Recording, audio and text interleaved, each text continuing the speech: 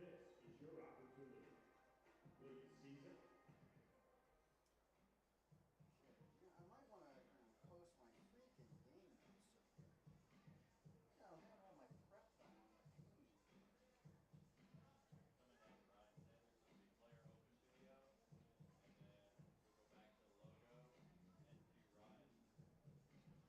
and then we'll go back to the logo and do Ryan. First rookie. First Miller.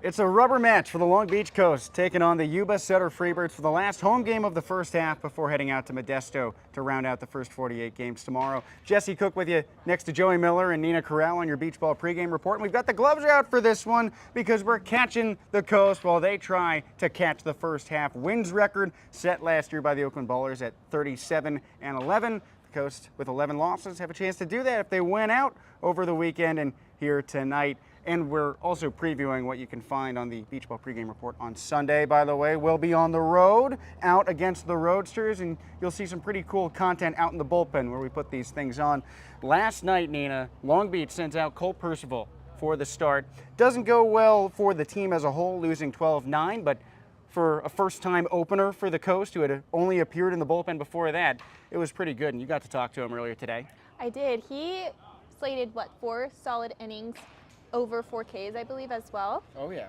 And he just has so much experience in that affiliate system. He came from the Twins affiliate, and just learning from his dad, Troy Percival, I think he has learned so much and is growing so much, and I'm just excited to see what he can contribute to this team. And yesterday, like you said, 4 innings, 4 strikeouts, and you can see more about that in Nina's article upcoming about Cole Percival. You can find all of her work about the new guys on the team at longbeachcoast.com. And Joey, Percival looked strong out of the gate. Didn't get the support he needed out of the back end, but definitely a promising sign for someone who could appear in that opening role more often. And this is kind of the part of the series where Troy Percival is testing things out. We saw a couple people in the lineup last night that we don't usually see on a day-to-day basis. Tyler Young, Jalen Edmonds, and Cole Percival starting things off, like you mentioned, 4 innings of work. He gave up only 1 run, but it was unearned, and partially due to his fault because he couldn't, he had an E1 that loaded up the bases, a double play, scored that run in the first, but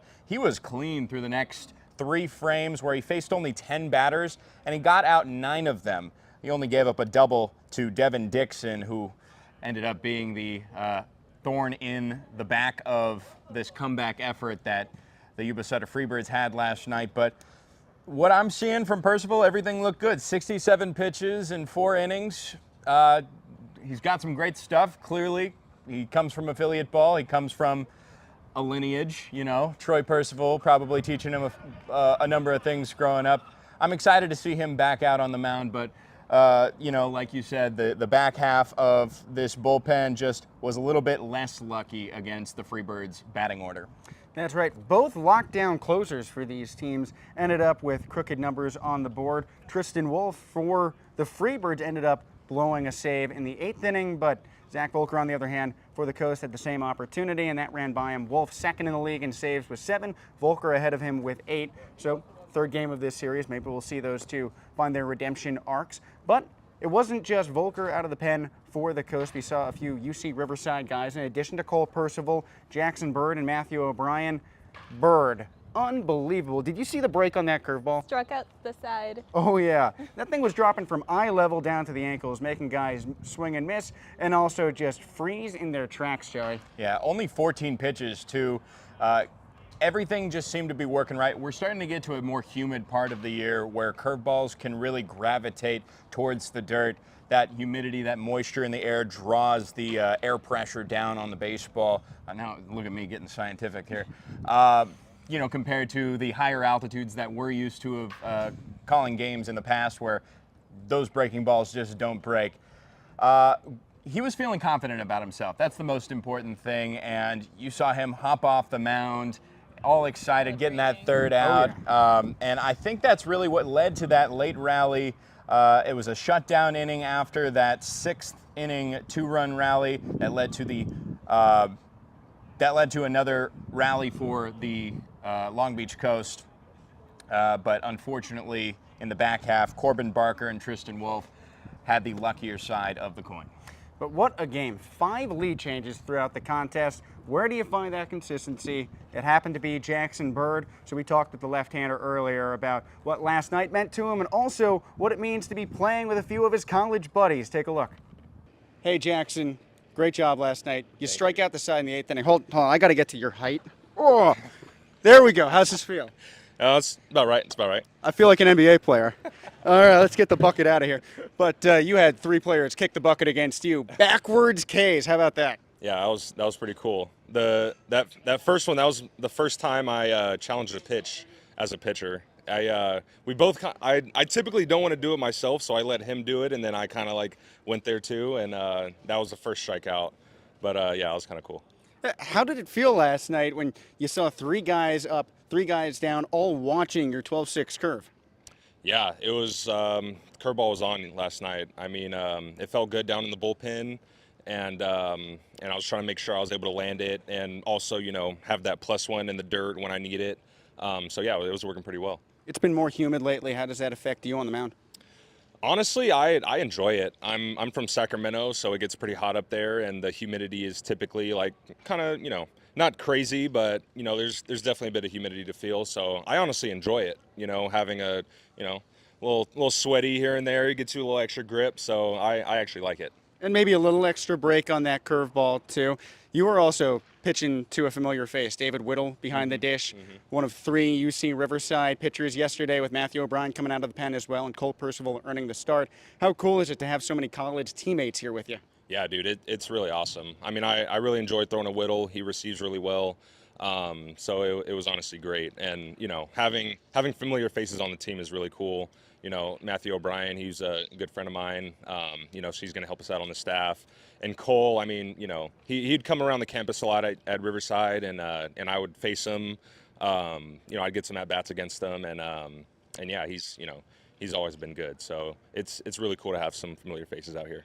Yeah, pitcher and a hitter, so you've gotten to share a lineup with David Whittle as well. When you found out that he was being picked up by the Coast, what was your reaction? Oh, dude, it was awesome. He kind of had a similar experience with me where, we were both kind of just doing our normal activities, and we get a call and we got to drop everything and get out here. So, we bonded over that a little bit, but yeah, it's awesome to have some former teammates out here also. And Whittle hit a grand slam on Oh, man. on the first ball he puts in play, his first professional plate appearance. Yep. What was your reaction to that? Dude, that was awesome. I honestly thought it was his first swing, but I think he had a foul ball or a swing and miss before that. So I was going to mess with him about that. But yeah, that's so good for him. That's awesome. Lots of fun to watch, and can't wait to see what's coming up tonight and out in Modesto. What's the key to end the first half strong? We're just trying to, stay healthy, win baseball games, get ourselves in a good position when the postseason comes around. Obviously it's a good feeling to have that spot clinched, but, we want to earn some home field advantage. So we still have something that we're playing for. All right. Thanks, Jackson. Bird's a character, and he really knows how to break down those pitches and also the antics of what goes on with his buddies on and off the field. So great talking to him. You can catch more of him over the weekend in Modesto, because again, we'll be on the broadcast, so make sure you tune in on the Home Team Network and on the YouTube stream for free. One of those teammates, David Whittle, who we just talked about. So let's throw away the gloves for now, because his bat made the impact in the first inning of his first professional game, his first plate appearance, his first time putting the ball in play, and it sails over the left field wall. Oh my goodness, the joy that emanated from him there, and everybody who got to watch him in college, like O'Brien, like Percival, like Bird, was palpable, Nina. I just love seeing young guys come up, rise to the occasion, and that was honestly quite a historic moment for any player.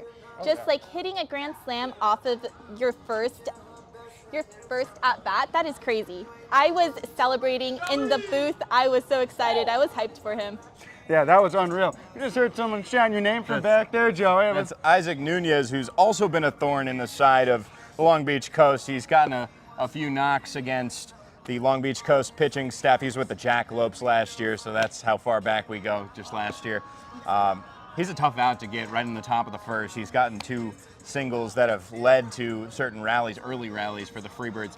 Back to Whittle, though, like you mentioned, I was looking around the press box. I was speechless. Thank goodness Jesse was on the call for that one. But I think everybody kind of knew up in the press box, and I'm sure everybody on the field knew in the moment how special of a moment that we got to witness here at Blair Field. That means you got to get your tickets, because you never know at any point in the season what kind of historical moments will happen here. Plus, it's just a great time. LongBeachCoast.com. Grab your tickets. We got a 12-game homestand starting next week, so be sure to grab them. Yeah, Tuesday against the Oakland Ballers, 12 games at home. That's going to be a lot of fun. You never know what new faces you're going to see. David Whittle, the latest addition for this team. On Tuesday, he gets to celebrate with the team, not having played in the game, but having watched from the dugout as the Coast clinch a playoff spot. Finds his way into the starting lineup on Wednesday, slugs that grand slam, and he had a pretty fun reaction to hitting that ball out of the yard. Take a look. David, you make your professional debut yesterday, and we've got something pretty cool planned for you here. I want you to look out at the video board there. Ducks up on the line. Two-way, bottom first. Next pitch, he swings, grabs it deep to left field. Heading man Duran, feeling for the fence. He looks up and swings on. Welcome to professional baseball, David Whittle. A grand slam in his first plate appearance, and the Coast lead 5-1. Now that you're watching that back, how cool did that feel in the moment? Oh man, it's the best feeling in the world. I'm not really seen as like a big home run guy, but every now and then when I do get my pitch, I just connect, and it's such a good feeling to come from. Not really as good of a season that I had. You know, I've been working hard since I got the call here, and I feel like it's paid off, and I'm so happy to just see that, especially in my first pro at bat. What was going through your mind when the ball left the bat? Did you think it was going out? Oh, not at all. I thought that was going to be off the wall or maybe one hop in the wall. I had absolutely no idea that it was going out. None. Matt, so when you made it home, did the reality set in that you just hit your first professional home run? You brought home a grand slam for your first time taking a swing and putting the ball in play at the pro level? Honestly, it was more or less like when I hit first, because when I hit first base, I was like, there's really no way that just happened. And I look up again, and sure enough, the ball was gone, and that's when it kind of hit me like, oh man, this really did happen. After that, it was just excitement. And we talked to your college and now pro teammate Jackson Bird earlier, and he mentioned how excited he was when he found out that you were joining the team. You're one of a few UC Riverside guys on this roster, and you got to catch 3 of them last night in Bird, Matthew O'Brien, and the starter Cole Percival. What was your reaction when you found out that all 3 of those guys would be coming into the game? I was honestly super excited. I've caught Cole so much in the offseason, and I've caught Bird and Matthew for the last 2 years now. So being able to catch guys that I'm comfortable with really helps me out, and it really helps them out because at the end of the day, we're all thinking on the same page, and nothing is going to beat that catcher-pitcher connection. So it helped you get your feet wet at the pro level? I agree, 100% agree. It gave me a little bit more confidence being able to be like, hey, I know how these guys are supposed to throw. I know what we need to throw, and it just made me settle in a lot easier. And let's talk about the last 48 hours of your life. You get picked up by the Long Beach Coast. You're sitting in the dugout while the team clinches a playoff spot. You get to be a part of the champagne shower. And the next day you make your first professional start and you end up hitting the ball out of the yard. Thinking about all of that, how does the whirlwind in your mind feel? Oh, man, so many different thoughts and emotions. I mean, showing up on the first day, just being at home and getting that call like, hey, we need you here ASAP. And then above all else, being able to be a part of something so cool as being able to clinch a playoff spot. I mean, it really doesn't get any better than that. And then the very next day, finding out that I start and just preparing that morning and getting ready and during BP, making sure my swing feels good. And next thing you know, the first ball I connect with is a grand slam. There's no better feeling than that. And I'm absolutely blessed to be here and blessed to be a part of what's going on.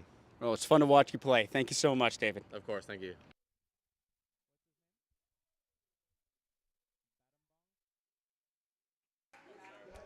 Great talking to David Whittle there. And it's been really fun getting to see a lot of these debuts. Long Beach has had good luck with players making their first appearance at the professional level or here in the LBC. Thinking back to the starter, Garrett Vandeventer, he made a big impression. He closed out one of his best games in his first appearance as a member of the Long Beach Coast. Vandeventer ended up with 5 strikeouts across 5 innings. Also, Derek LaFerrier scored the tying run in his first game. He's out of the lineup today. Johnny Pappas also appeared in that contest with LaFerrier. Jackson Bird back-ended the save in a shutout win for the Coast, and Liam Rocha and Cole Percival combined for 3 scoreless innings at Modesto on Friday of last week. And Percival also earned his first save of the season in that 4-1 victory. Keep in mind, the Coast will rematch with Modesto. That's where they'll be over the next 3 days after today. But David Whittle joins those ranks with a grand slam in his first plate appearance. And oh boy, Joey, that was fun. It's been an exciting series. We've seen a lot of exciting moments from the first night, seeing Long Beach clinch their playoff berth, and as a matter of fact, the second playoff berth has been clinched. As of last night, the Billings Mustangs are the second victors of the first half, so those two teams are guaranteed for September.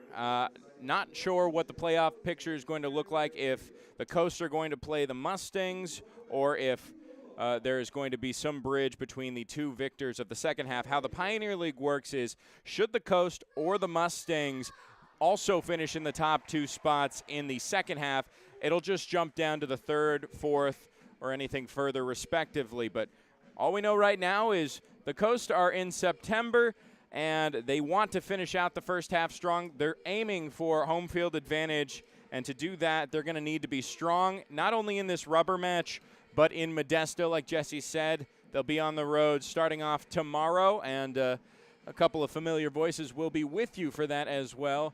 Myself and Jesse Cook will hit the road, and you can listen to all of those games on HTN as well as our official YouTube page on Long Beach Coast. We'll have pregame shows, content, and everything else on the road for the first time, for us at least, as we get you those final three games of the first half. In terms of getting you things, let's get you the starting lineup, or rather, let's start with the defensive alignment for the Long Beach Coast, who take the field right now. Around the horn in the outfield from left to right, Eddie Pelk, Emilio Corona back in the lineup, and then Matthew Bardowell in right field. Around the horn in the infield, Patrick Roche is back at third base. He's been at second these past few nights. Dylan Lena now gets a day off. He was the hot corner for the past few nights against the Freebirds. Anthony Mata, Jacob Jablonski up the middle. Jablonski back in the starting order after healing himself of a hamstring ailment. He seems to be in tip-top shape now and ready to go. And Cooper Vest, as always, on the other corner at first base. Johnny Pappas will be catching Garrett Vandeventer. And for the Freebirds, how they face off against the Long Beach Coast in the rubber match tonight, it'll be the same leadoff man, Isaac Nunez, in his third game with the Freebirds, his third game back with his former manager, Frank Gonzalez, of the Yuba-Sutter team, previously with the Grand Junction Jackalopes last year, followed by Jordan Donahue and Josh Phillips. He's going to be in the DH spot tonight. He went 0 for 5 this series thus far with 4 strikeouts. He pinch hit yesterday in the top of the fifth, but he did not start yesterday. Kyle Carlson, Christian Castaneda, and Andrew Kirchner in the middle part of the lineup. And the lineup rounds out with Jackson Mayo, Josh Lopez, and Cam Uran. This is the first time we're seeing Josh Lopez here at Blair Field. He last played on Sunday, where he went 1 for 4. Isaac Nunez is getting ready with his hot pink batting gloves, the dark uniforms that we saw all 3 games the last time Yuba-Sutter was here in mid-June. Another person that we saw on the mound facing the Yuba-Sutter Freebirds in the middle game of that series was Garrett Vandeventer, who is on the bump now for his 6th start of the season, and he has been absolutely phenomenal in his past couple of outings. His most previous one last week, where he got the first ever complete game in Long Beach Coast history, going all 9, giving up 9 hits to the Ballers in the 14-1 victory. He only gave up that lone run. As a matter of fact, in his last 2 starts, which have both been phenomenal, his ERA has been 1.20. Lowering that ERA on the season now to just around 3. And now we are just about ready to get things going here on this Thursday night. The first pitch misses outside for ball 1. We are underway a minute early at 6:34 p.m. Pacific time. Thank you so much for tuning in from wherever you are tuned in from.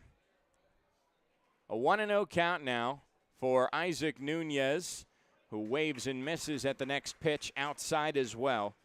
Vandeventer keeping things away from him on that 2-seam fastball that cuts arm side. The southpaw on the mound delivering to the righty batter. Ahead in the count, or rather tied count. This one on the ground and through the left side, and getting a little deja vu here, Jesse. The past 2 nights, Isaac Nunez has led off the game with a single, specifically through the 5-6 hole into left field. A little consistent work there for Nunez in his return to the Pioneer League as it brings up Jordan Donahue with a runner aboard. And on both of those occasions, by the way, for Nunez, he advanced up to second base later on in that inning as well. Came around to score last night, an unearned run, after Cole Percival loaded up the bases on an E1, a slow dribbler back to him that he mishandled. A bunt hits him, but he does not pull back, so it's going to be strike one.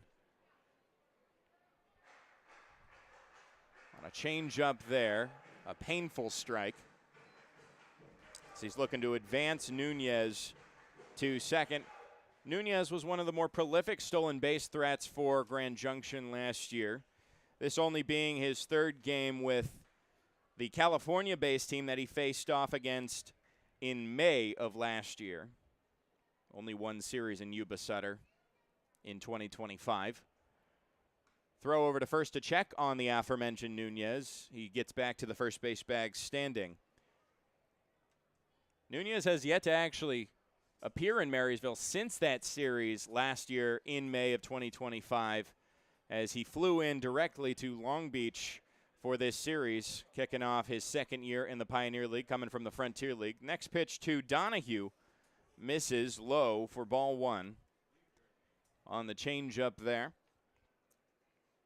Went 2 for 4 with a home run on Tuesday this past series. Pinch hit yesterday in the top of the ninth as he waves through that, again, changeup there. Van Deventer, his first 2-strike count of the night. Looks over at first. Nunez bluffs off of first as the pitch is fouled to the backstop. When Donahue pinch hit in the top of the ninth yesterday, he started a 4-run rally. A go-ahead rally for the Freebirds that gave them their eventual victory. 12-9 was the score last night. The series now tied up. This one on the ground past the dive of Cooper Vest into right field. Nunez is going to try first to third. He'll get there safely with his speed. Now runners at the corners on back-to-back singles off of Garrett Van Deventer. Like Yogi Berra said, and you hinted at, deja vu all over again, is just like last night, Yuba-Sutter leads off with back-to-back knocks. The only difference is Jackson Mayo was in the 2 spot, followed by Zach Chamizo. Both are, actually, only one of them is out of the lineup today. Jackson Mayo is in the 7 spot. Josh Phillips now, who did not start last night. He's in the 3 spot, the DH role. There's a throw over to first, and Nunez again trying to play around with the lefty Van Deventer, who he did face off against last year when Van Deventer was with the Chuckers and Nunez with the aforementioned Jackalopes. Phillips has yet to receive a pitch. Now he does. This one into center field. That'll score the first run of the game. Phillips settles into first. Donahue heads to second. It's an RBI single, and the Freebirds, just like last night, take the initial lead. 1-0 here on 3 straight singles to bring up the cleanup hitter, Kyle Carson, who made quite the impact last night.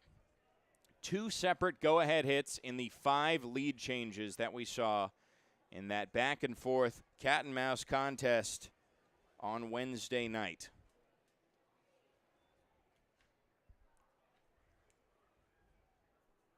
First pitch to the righty, Carlson, misses in the dirt. And Long Beach has had relatively good luck when the opponent scores first. At home, the Coast have only lost 3 total games, and one of those contests the opponent scored first, going 7-1 at home, but still a winning record total, 10-7 in those scenarios. Next pitch to Carlson, again just below the knees. So despite what Carlson himself has done this series, because he had the home run yesterday, he also homered in that big 5th inning for Yuba-Sutter back on Tuesday night as well. Long Beach has limited the damage after the fact. 2-0, a wave and a miss at the off speed. Or no, a fastball there. I was going to say, that looked faster than I thought it had initially showed on TrackMan. So now the first strike of the at-bat to Carlson, who had a home run last night. Takes the next pitch outside, again on the fastball. For the first 3-ball count, it's a hitter's count. Middle infield is drawn in. The hot corners are working off the bag. Roche kind of working up the line at third. That 3-1 hits just on the outside edge of the strike zone. Right around the red letters on the black backing of the all-black jerseys that the Freebirds are going with in their 6th series finale with the Long Beach Coast. It's a full count, nobody out, and a 1-0 score for the Freebirds. There's a swing and a miss. It's dropped, but he's going to turn right back around for the dugout. Well, if there's a runner on first and fewer than 2 outs, then a drop third strike is not an option. It's the first strikeout for Van Deventer of the night, and the first out of the game as well. Christian Castaneda now to the plate. Yesterday went 1 for 4. He did get an RBI. He got the initial lead for the Freebirds in the top of the first on a double play, a bases-loaded double play. That wasn't his RBI last night, as you can't get an RBI on a double play. Gets a called strike on the 2-seam there.